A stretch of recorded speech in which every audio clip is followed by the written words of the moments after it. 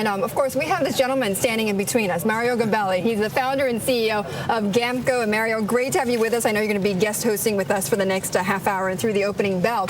So, John just gave us a really great summation of what's going on with the earnings season. It's the top line that's the concern, is it not? Not for me. I mean, basically, well, they got a lot of moving parts. You got the currency issues. You have what company are we talking about? Are we talking about a company in the industrial activity? Are we talking automotive? And so I'm not as overly concerned about revenues. Boeing comes out with better top line, but United Technologies doesn't. What's the takeaway there? I don't have any. I'm basically looking out over the next 2 or 3 years. Will the Dreamliner work? Right. Will it fly? What's the global growth and demand? And will the Trent 1000 engine work, and so on?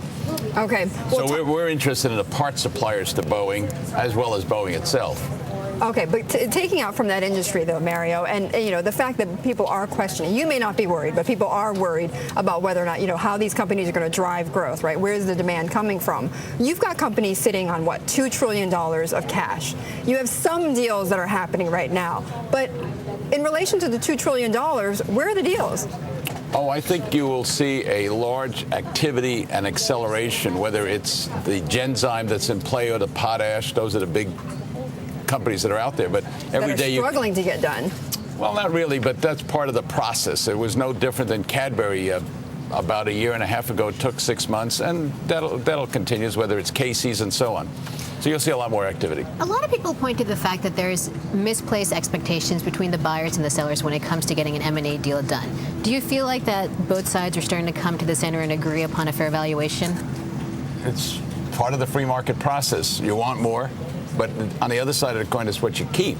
For example, if you're a private equity firm and you see a large tax on carried interest in 2011, you want your deal done this year. For example, a deal like Dharmarajan was structured as a tender offer, so it would get closed this year. Hawk was just sold to a company, Carlyle.